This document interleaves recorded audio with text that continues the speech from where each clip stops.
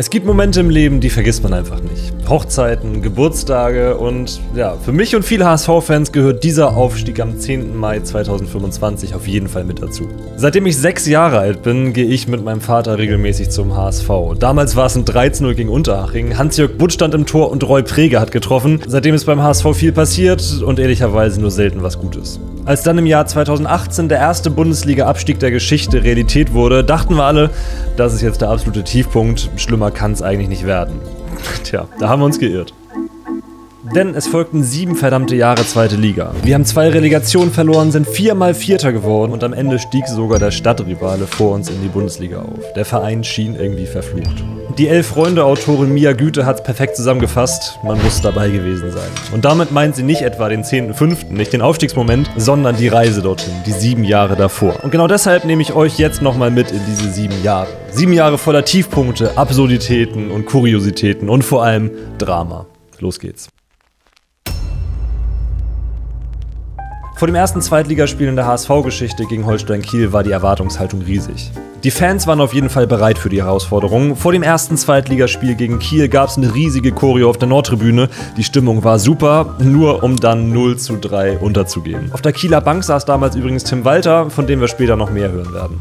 Der HSV hingegen ging mit dem ehemaligen Trainer der zweiten Mannschaft, Christian Titz, in die Saison. Und auch das war Grund zu positiver Stimmung, denn Christian Titz war in der Abstiegssaison fast noch das Wunder des Klassenerhalts geglückt und das mit offensivem, begeisterndem Fußball.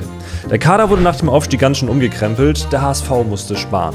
Einige Spieler gingen für stabile Ablösesummen, im Großen und Ganzen behielt der HSV aber das Gerüst des Abstiegskaders bei. Unter Titz spielte der HSV nach dem 0:3 im Eröffnungsspiel gut und startete sogar eine Siegesserie. Sie schienen den Erwartungen gerecht zu werden. Man ging als Tabellenführer in das Heimspiel gegen Regensburg, hatte 72% Ballbesitz und verlor mit sage und schreibe 5:0. Es war ein denkwürdiger Tag, ich war damals auch im Stadion, aber das ist nur ein Ausrutscher gewesen, das dachten wir uns damals zumindest. Ab dann stockte die Offensive allerdings ein wenig. Nur ein Sieg aus den nächsten 4 Spielen, aber auch keine Niederlage. Die Defensive blieb stabil, der Vorstand aber nicht. Auf Platz 5 und nur 2 Punkte hinter einem direkten Aufstiegsplatz entließ der HSV den Trainer Titz, erntete viel Kritik von Fans und Presse und Häme aus allen Ecken Fußball-Deutschlands. Mal wieder ein Trainerwechsel, beim HSV lernt man es wohl nie. Mit Hannes Wolf übernahm ein junger, talentierter Trainer den HSV und das erstmal mit Erfolg. Er verlor bis zum Ende der Hinrunde kein einziges Spiel mehr und wurde Herbstmeister. Pierre-Michel Lasogga traf und vor allem über die linke Seite mit Douglas Santos entwickelte der HSV viel Offensivgefahr. Die Mannschaft wirkte stabil, auch in der Rückrunde ging es gut los. Im Millerntor-Stadion wurde St. Pauli souverän mit 4:0 weggeklatscht und alle waren sich ziemlich sicher, das mit dem direkten Wiederaufstieg, das wird klappen. Was dann aber folgte, kann man rational nicht so wirklich erklären. Nach dem Derby-Sieg am 25. Spieltag sah die Tabelle so aus. Der HSV stand 3 Punkte vor dem Relegationsplatz und musste das Ding jetzt eigentlich nur noch über die Ziellinie bringen. Tja, im restlichen März und im April gewann der HSV dann kein einziges Spiel mehr, stand vor dem letzten Heimspiel gegen Ingolstadt aber immer noch punktgleich mit Union Berlin auf Platz 4. Man musste gegen die fast schon abgestiegenen Ingolstädter nur noch gewinnen und man würde sich beste Chancen auf einen Aufstieg wagen. Aber der HSV ging vor ausverkauftem Haus mit 3:0 unter. Tja, und am Ende stand der erste von vielen 4. Plätzen und Hannes Wolf musste gehen. Der einzige Lichtblick im Frühling 2019 war der DFB-Pokal. Hier schaffte man es tatsächlich, sich fürs Halbfinale zu qualifizieren. Da ging es dann gegen RB Leipzig und Bakary Yatta schoss dieses Tor zum 1:1. Am Ende aber siegte RB in Summe verdient mit 3:1 und zog ins Pokalfinale ein. Da verloren sie dann 3:0 gegen die Bayern. Wir gehen wieder zurück zum HSV, denn die Saison 2019-20 stand an und man wollte einen völlig anderen Weg gehen. Der junge Trainer Hannes Wolf wurde durch den erfahrenen Coach Dieter Hecking ersetzt und auch im Kader fand ein erneuter Umbruch statt. Der beste Spieler der letzten Saison, Douglas Santos, ging für insgesamt 14 Millionen Euro nach St. Petersburg und mit Arp, Sakai und Lasogga verließen weitere Bundesligaspieler den Verein. Ersetzt wurden sie durch eine bunte Mischung an Spielern mit Zweitliga-Erfahrung, darunter Namen wie Kinzombie, Kittel, Leibold, Heuer Fernandes und auch der neue Stürmer Lukas Hinterseher. Und auch in dieser Saison ging es wieder ziemlich gut los. Nach 14 Spielen stand der HSV auf Platz 1 und hatte 6 Punkte Vorsprung auf die viertplatzierte Mannschaft aus Aue. Nur eine einzige Niederlage hatte man kassieren müssen, die aber ausgerechnet gegen St. Pauli. Aber die Konkurrenz war dieses Jahr nicht ohne. Arminia Bielefeld spielte eine unfassbare Saison und schien zwischenzeitlich komplett unschlagbar. Der andere Favorit dieses Jahr hieß VfB Stuttgart, die ebenfalls ziemlich gut in die Saison starteten. Am 11. Spieltag gab es dann das direkte Duell mit dem von Tim Walter trainierten Stuttgartern und der HSV gewann überzeugend mit 6:2. Alles lief gut, Gut, gegen Ende der Hinrunde gab es dann aber schon die erste Formdelle mit 4 sieglosen Spielen in Folge und erste Unruhe machte sich breit. Zusätzlich belastete die öffentlich hochgekochte Debatte um Bacary Jatta und seine Identität die Mannschaft und den Verein. Die Folge waren offizielle Proteste anderer Vereine. Doch der HSV und die gesamte Fanszene stellten sich demonstrativ hinter Jatta. Die Ermittlungen wurden dann eingestellt, ohne dass die Vorwürfe bestätigt werden konnten. Der emotionale Abschluss dieser Diskussion war dann das 3:0 von Bacary Jatta gegen Hannover 96 im 1. September. Das ganze Stadion hat ihn gefeiert. Auch das ist ein Moment, der absolut in Erinnerung bleibt. Ja, damit schauen wir mal in die Rückrunde. Mit Joel Poyanpalo wurde ein neuer Stürmer zur Leihe geholt, um den Stammstürmer Hinterseo Konkurrenz zu machen. Denn seine Torausbeute war nicht unbedingt zufriedenstellend. Poyanpalo funktionierte jedenfalls sofort und traf 9 Mal in 14 Einsätzen für den HSV, der sehr gut aus der Winterpause kam. Dann aber gab es die erneute Niederlage gegen St. Pauli, obwohl man die deutlich bessere Mannschaft war. Nach einer weiteren Niederlage gegen Aue gewann der HSV zu Hause gegen Regensburg vor 41.000 Zuschauern. Und das war dann auch das letzte Spiel in dieser Saison, die mit Zuschauern stattfand, denn Corona schlug zu und der Spielbetrieb wurde erstmal eingestellt. Weiter ging es dann erst am 17. Mai komplett ohne Zuschauer. Gegen Fürth kassierte man in letzter Minute den Ausgleich. Das Topspiel zu Hause gegen Bielefeld ging mit 0:0 aus. Im Rückspiel gegen den VfB Stuttgart verlor man wieder in der letzten Minute. Gegen Kiel führte der HSV bis zur 90. Minute, dann traf Lee zum 3:3. Wieder keine 3 Punkte. Gegen Heidenheim durfte man jetzt auf gar keinen Fall verlieren, sonst würde man wieder auf den 4. Platz rutschen. Und man führte relativ lange mit 1:0 bis zur 80. Minute. 80. Tor für Heidenheim, 90. Tor für Heidenheim, nächste Niederlage. Ich kann mich noch sehr gut an diese Saisonphase erinnern, immer noch absolut unfassbar, was da passiert ist. Aber trotz all dieser Last-Minute-Punktverluste im Saisonendspurt war noch nicht alles verloren. Am letzten Spieltag gab es ein Heimspiel gegen Sandhausen und für die ging es um absolut gar nichts mehr. Ein einziger Punkt hätte gereicht, um sich doch noch für die Relegation zu qualifizieren, aber der HSV ging komplett unter. Mit 5:1. Sogar Ex-Spieler Dennis Diekmeyer traf und der hatte vorher in seiner gesamten Karriere nicht ein einziges Profitor geschossen. Unglaublich, Hacking musste gehen und der HSV wurde Vierter. Okay, neue Saison, neuer Trainer, neues Glück. Daniel Thune kam vom VfL Osnabrück und er stand für einen offensiven Spielansatz und für Entwicklung. Und das ist etwas, das sich auch der Sportvorstand Jonas Bold auf die Fahne geschrieben hatte. Aber Daniel Thune kam nicht alleine, er brachte unter anderem einen jungen Co-Trainer mit. Sein Name war Merlin Polzin, er war in Hamburg geboren, aber über den Mann hören wir später noch ein bisschen was. Ja, dieses Mal setzt man nicht etwa auf junge, entwicklungsfähige Spieler, sondern auf sogenannte Säulenspieler, also erfahrene Männer. Dazu zählten Spieler wie Klaus Giasula, Toni Leistner, Sven Ulreich und als großer Hoffnungsträger natürlich Zweitligatormaschine Simon Terodde. Aber die Saison begann erstmal ziemlich ernüchternd. In der ersten Runde des DFB-Pokal ging man mit 4:1 unter und Toni Leistner stürmte nach Abpfiff auf die Tribüne, um sich einen Dresdner Fan vorzuknöpfen. Das war dann wahrscheinlich auch seine erinnerungswürdigste Aktion beim HSV. In der zweiten Liga aber funktionierte Thunes Ansatz sofort. Der Fußball der Mannschaft war gut anzusehen. Mit Aaron Hunt, Sonny Kittel und Neuzugang Amadou Onana hatte der HSV vor allem im Zentrum sehr viel Qualität. Und auch Simon Terodde knipste wie gewohnt. Leider waren die Stadien auch in dieser Saison wegen Corona leer oder nur teilweise gefüllt. Und ich muss ganz ehrlich sagen, dass diese Corona-Saisons für mich echt nicht wirklich im Gedächtnis geblieben sind, auch abseits der HSV-Spiele. Ja, der HSV wurde jedenfalls Herbstmeister, 36 Punkte und das war natürlich absolute Aufstiegsform, keine Frage. Aber der HSV wäre ja nicht der HSV, wenn man jetzt easy aufsteigen würde. Im Frühling brach man wieder ein. Vor allem der April war wieder komplett bodenlos. Nach 5 sieglosen Spielen und einem 1:1 gegen den KSC am 30. Spieltag schwand erneut die Hoffnung auf den Aufstieg. Terodde traf nicht mehr, Thune wirkte in den Pressekonferenzen ehrlich gesagt ziemlich ratlos. Der Klub stand nur noch auf Platz 3 ohne Anschluss an die direkten Aufstiegsplätze. Und Holstein Kiel konnte wegen Corona-bedingten Nachholspielen noch vorbeiziehen. Jonas Bold kam dann zu dem Schluss, dass er Daniel Thune den Turnaround nicht mehr zutraute. Die Situation hätte etwas mit ihm gemacht, sagte er damals. Tja, Thune wurde also von Bold beurlaubt und durch HSV-Stürmerlegende Horst Rubesch ersetzt. Aber auch Horst konnte nicht mehr helfen und der HSV wurde zum 3. Mal in Folge Vierter.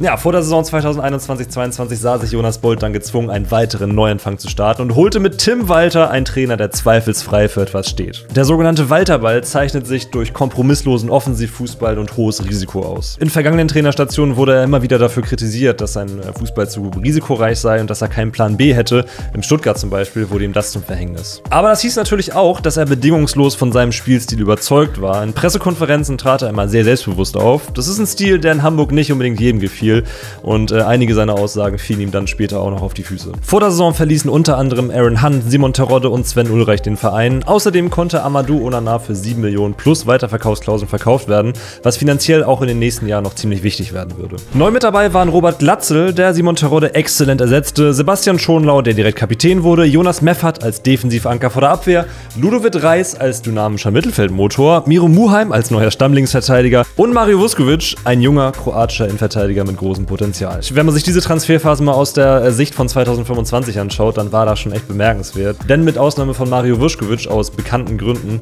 waren alle diese Spieler entscheidend in der Aufstiegssaison. In dieser Saison jedenfalls kam durch die langsam zurückgehenden Corona-Beschränkungen wieder eine neue Emotionalität in den Verein. Die Fans bekamen wieder Bock auf den HSV, der mit Walter und Bold geschlossen auftrat. Nach 10 Spielen fand sich Walters HSV erstmal nur auf Platz 8 wieder, aber der Abstand nach oben war nicht wirklich groß. Kurz vor der Winterpause fingen die Rädchen aber dann langsam an, ineinander zu greifen. Im ersten Nordderby seit 3 Jahren gegen Werder gewann der HSV mit 2:0 im Weserstadion durch Tore von Glatzel und Haier, verlor bis zur Winterpause nur noch ein Spiel gegen Hannover. Kurz vor Weihnachten stand der HSV in einer sehr engen Liga auf dem Relegationsplatz und man hoffte wieder mal. Der Abstand auf St. Pauli war mit 6 Punkten allerdings ziemlich groß. Am 20. Spieltag gab es dann das Rückspiel im Stadtderby und die Chance, den Abstand zu halbieren. St. Pauli ging früh in Führung, aber der HSV kam in der zweiten Halbzeit zurück. Und nach dem Tor von Jatta in der 70. Minute gewann der HSV das Heimspiel mit 2:1 und war mal wieder auf einem richtig guten Weg. Ein 15:0 in Darmstadt mit Robert Glatzel Viererpack und ein 2:0 zu Hause gegen Heidenheim später stand der HSV nur noch einen Punkt hinter St. Pauli und Werder auf Platz 3. Ja, die Mannschaft war eingespielt, Robert Glatzel traf wie er wollte und Sonny Kittel zauberte im Mittelfeld. Nichts deutete auf einen erneuten Einbruch hin. Aber wenn es etwas gibt, worauf man sich verlassen kann, dann ist es der Einbruch. Schaut euch einfach mal diese Serie hier an. Vom 19.02. bis zum 2.04. gewann man einfach kein einziges Spiel. Und jetzt kam auch noch der gefürchtete Frühling, aber dieses Mal kehrte sich der Effekt um. Denn ab dem April fing der HSV plötzlich wieder an zu punkten. Und das führte tatsächlich dazu, dass man sich entgegen aller Erwartungen nach dieser Niederlagenserie tatsächlich noch für die Relegation qualifizierte, was damals ein ziemlicher Erfolg war. Und hier wartete mit Hertha eine Mannschaft, der eigentlich niemand mehr irgendwas zutraute. Die hatten eine absolut katastrophale Saison hinter sich. Nachdem Taifun Korkut kurz vor Ende der Saison gefeuert wurde, übernahm mit Felix Magath der Mann, dessen Tor den HSV 1983 in Athen zum Champions-League-Sieger machte. Der HSV auf der anderen Seite ging nach dem Schlussspurt mit sehr viel Selbstvertrauen in die Relegation. Auch die Stimmung bei den Fans war absolut positiv. Die Menschen standen voll hinter dem Verein, hinter den Spielern und hinter dem Trainer. Hertha galt als absolut schlagbar, der HSV wirkte viel eingespielter als der Bundesligist. Und das Hinspiel in Berlin schien das absolut zu bestätigen. Ich war selbst da, es waren geschätzte 20.000 Hamburger im Stadion und die Stimmung war einfach nur unfassbar. Und der HSV gewann dieses Spiel. Ludovic Reis traf in der 57. Minute zum 1:0 und man ging fest davon aus, den Aufstieg im Rückspiel im Volksparkstadion endlich perfekt zu machen. Und auch beim Rückspiel war ich im Stadion und ich kann euch sagen, die Luft vibrierte. Schon auf dem Weg von der Bahn ins Stadion merkte man, dass alle bereit waren zu feiern. Alle hatten Bock auf diesen Aufstieg und niemand rechnete auch nur im Geringsten damit, dass Hertha hier irgendwie eine Chance hätte zurückzukommen. Tja, der unfassbaren Stimmung vor dem Spiel wurde aber schon nach 4 Minuten der Stecker gezogen, denn Boyata traf per Kopf und das Volksparkstadion verstummte. Es war zwar noch absolut nichts verloren, aber die Nervosität auf den Tribünen übertrug sich auf den Rasen und andersrum. Als Plattenhardt in der zweiten Halbzeit dann das 2:0 machte, war das Ding durch. Tränen und Fassungslosigkeit auf den Rängen. Dabei war eigentlich noch eine halbe Stunde zu spielen und dem HSV fehlte nur ein Tor. Aber es ging absolut nichts mehr. Walters Mannschaft wirkte wie gelähmt und Felix Magath feierte den Klassenerhalt von Hertha im Volksparkstadion. Achso, eigentlich sollte das mehr als eine Randnotiz sein, aber auch dieses Jahr stand der HSV wieder im Pokal-Halbfinale. Das war wieder eine ziemlich coole Reise. Am Ende verlor man aber verdient gegen Freiburg mit 3:1. Ja, weiter ging die Zweitliga-Zeit in der Saison 2022/23. Jonas Bold entschied sich dafür, mit Tim Walter weiterzumachen und nach dem starken Saisonfinish gab es auch eigentlich keine großen Zweifel an dieser Entscheidung. Leistungsträger wie Robert Glatzel oder Ludovic Reis blieben und es stellte sich wieder eine Aufbruchstimmung ein. Dieses Jahr sollte es wirklich was werden. Und da Bremen und Schalke letztes Jahr aufgestiegen sind und Bielefeld und Fürth aus der Bundesliga abgestiegen sind, war die Liga auf dem Papier auf jeden Fall ein bisschen einfacher geworden. Der HSV war dieses Jahr Aufstiegsfavorit Nummer 1. Und auf dem Transfermarkt wurde der Kader weiter auf Schlüsselpositionen verstärkt. Mit Dompe kam ein quirliger Dribbler für links außen, Königsdörfer kam aus Dresden und sollte sich über die nächsten Jahre zur Stammkraft entwickeln. Zusätzlich holte man mit Laszlo Benes einen weiteren Kreativspieler und Standardspezialisten. Ja, viele Schlüsselspieler blieben, aber einer ging. Und das war Uwe Seeler. Er verstarb am 21. Juli 2022 und im anschließenden Heimspiel gegen Hansa Rostock wurde er ein letztes Mal vom gesamten Stadion gefeiert.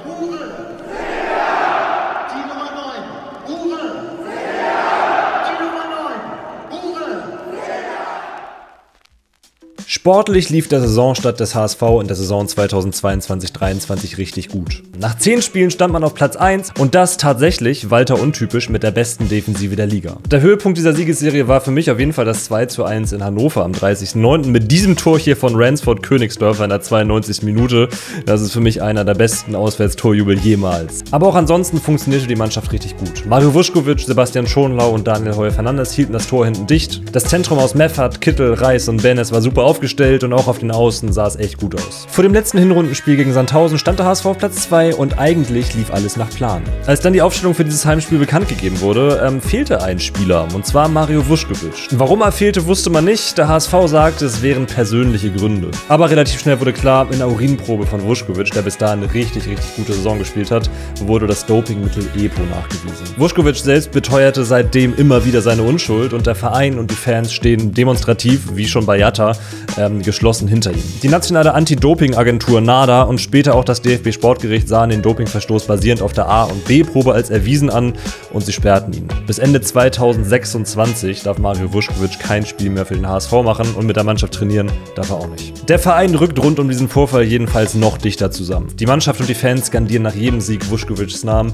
und selbst nach der Aufstiegsfeier war er mit seiner ganzen Familie im Stadion mit dabei. Aber wir gehen mal zurück zum Sportlichen in der Saison 2022/23.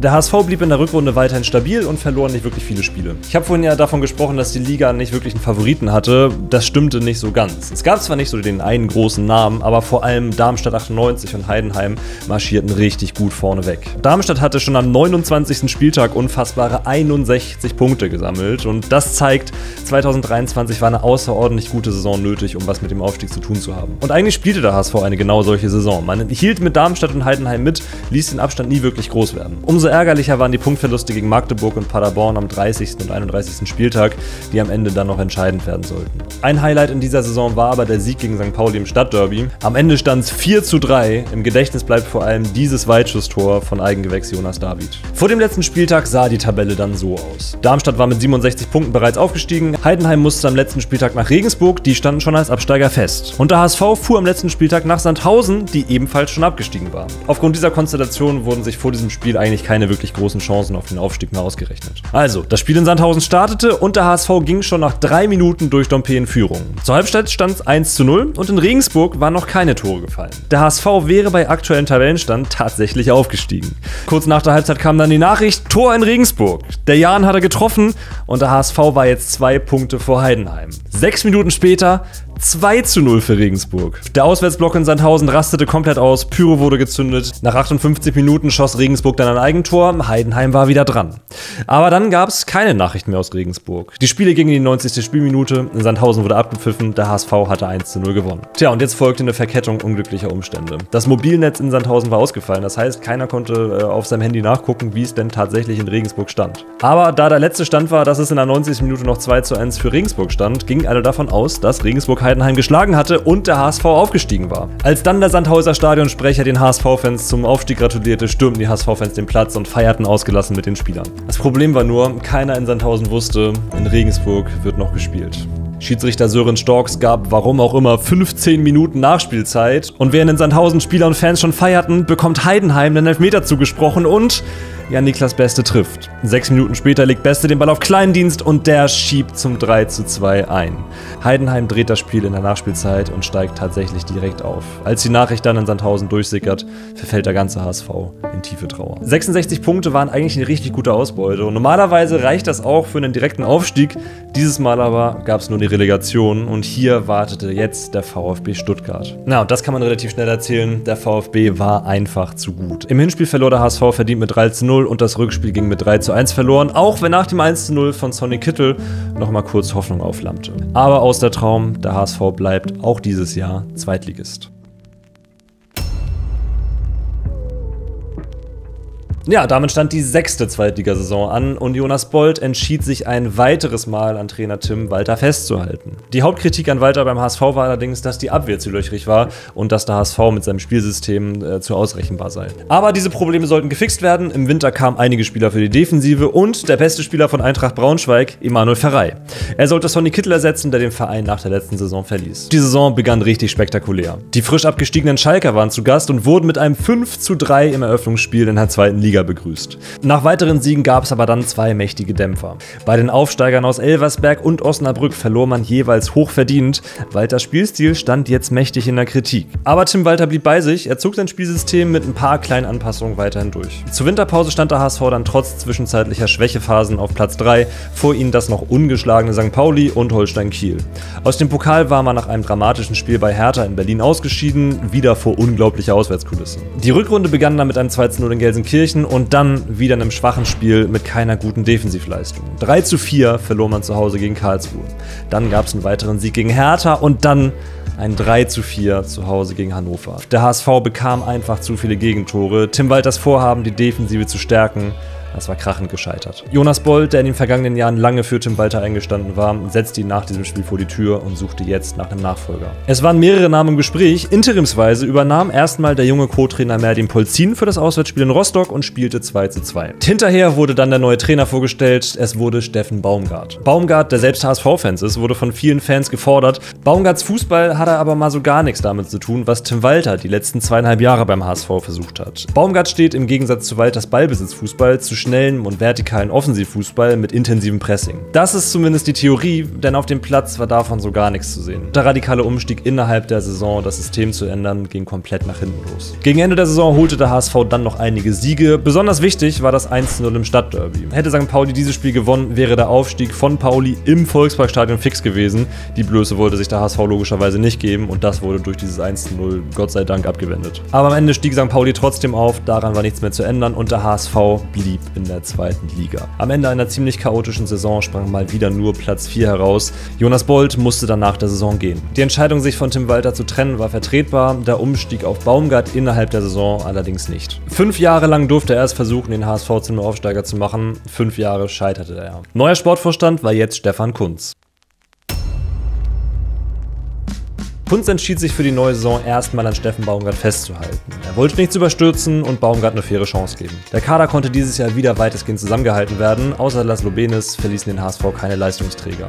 Vor allem, dass Glatzel, Reis, Dompe, Muheim und Heuer Fernandes blieben, war richtig wichtig. Dafür wurde der Kader nochmal ordentlich verstärkt. Mit Richter und Selke kamen 2 Bundesligaspieler. Vor allem bei Selkes Verpflichtung waren viele Fans skeptisch, er ähnelte Robert Glatzel als Spielertyp zu sehr. So lautete zumindest die Kritik. Die Ergebnisse waren teilweise gut, wie zum Beispiel die hohen Siege gegen Münster, Regensburg oder auch das extrem überzeugende Heimspiel gegen Magdeburg, aber es gab auch Rückschläge. Wieder tat sich die Mannschaft schwer damit, bei auf dem Papier schwächeren Mannschaften auswärts zu gewinnen, aber auch personell war es nicht wirklich leicht. Robert Glatzel erlitt während eines Testspiels einen Sehnenabriss an der Hüfte und fiel mehrere Monate aus. Für ihn begann damit eine echte Leidenszeit und dem HSV fehlte jetzt sein bester Stürmer. Zum Glück hatte man Davy Selke geholt. Das Heimspiel gegen Schalke sollte dann das letzte Spiel unter Steffen Baumgart werden. Der HSV führte zur Halbzeit gegen ein miserables Schalke mit 2:0, nur um die Führung in der zweiten Halbzeit dann aus der Hand zu geben. Der HSV stand hinterher nur auf Platz 8, Kuntz entließ Baumgart und gab das Traineramt erstmal wieder an den Co-Trainer Merlin Polzin.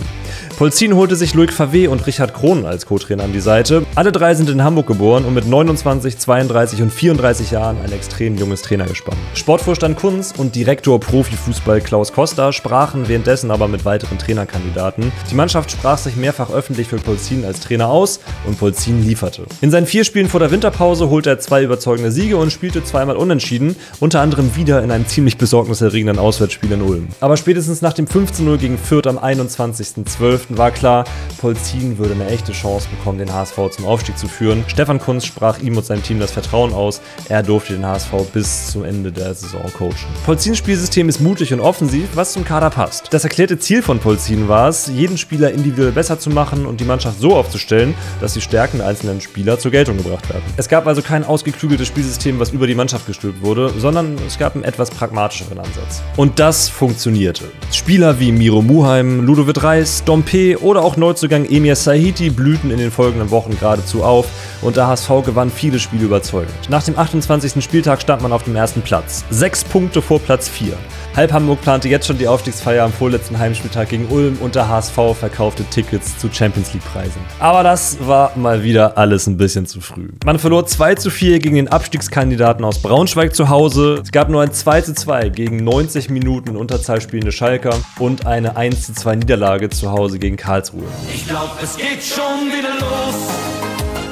Diese Phase hätte den HSV absolut den Aufstieg kosten können, aber die Liga hatte dieses Jahr andere Pläne. Denn wenn der HSV verlor, verlor auch die Konkurrenz. Die Liga war dieses Jahr extrem eng, jeder konnte gegen jeden gewinnen und genau das passierte auch. Köln, Magdeburg, Paderborn, Düsseldorf und auch Kaiserslautern, alle strauchelten immer wieder oder nahmen sich dann halt gegenseitig die Punkte weg. Vor dem 32. Spieltag stand der HSV dann immer noch 3 Punkte vor Platz 3 auf einem direkten Aufstiegsplatz. Dann folgte das Auswärtsspiel in Darmstadt, für die es eigentlich um nichts mehr ging. Ja, und was soll ich euch sagen? Beim HSV ging kollektive Angst um, vor allem bei den Fans. Denn das waren genau die Spiele, die man in den vergangenen Jahren immer wieder in den Sand gesetzt hatte. Aber dieses Mal kam alles anders. Am Ende stand es 0:4 für die Auswärtsmannschaft aus Hamburg und die konnte jetzt im vorletzten Spiel der Saison gegen Ulm den letzten Schritt zum großen Ziel gehen. Also, das war alles bereit. Heimspiel am 10.05.2025 gegen Ulm. Das könnte das Aufstiegsspiel werden. Das könnte der Moment werden, auf den die ganze Stadt seit 7 Jahren wartet. Die Stimmung vor dem Spiel war absolut bombastisch. Also sowas habe ich wirklich noch nie erlebt. Und ich glaube, sowas werde ich auch nie wieder erleben. Als der HSV in Rückstand ging, wurde der Stecker nicht wie vor 2 Jahren gegen Hertha in der Relegation gezogen. Nur 3 Minuten hinterher traf Ludovic Reis nach richtig guter Vorlage von Miro Mohan zum Ausgleich. Dann gab es Elfmeter für Ulm, aber Heuer Fernandes hielt. Und das war der Moment, in dem das ganze Stadion verstanden hat: Heute ist nicht die letzten 7 Jahre, heute ist alles anders, heute ziehen wir das Ding. In der Folge funktionierte einfach alles. Der HSV schoss 5 weitere Tore, gewann das Spiel mit 6:1 gegen Ulm und war zum Abpfiff des Spiels aufgestiegen. Und dieses Spiel zu erleben, neben meinem Vater, auf den Dauerkartenplätzen, tja, das ist einer dieser Momente gewesen, die man in seinem Leben nicht wieder vergisst. Ja, dieses Video zu machen war für mich auch nochmal eine kleine emotionale Reise. Vielen Dank an euch alle fürs Zusehen. Wenn ihr jetzt Lust auf weiteren HSV-Content habt, wir haben uns die Taktik von Merlin Polzin in diesem Video mal ein bisschen genauer angeschaut und mal einen kleinen Deep Dive gemacht. Schaut es euch gerne an, wenn ihr wissen wollt, was den HSV denn tatsächlich zum Aufstieg geführt hat. Viel Spaß damit und bis zum nächsten Mal. Ciao.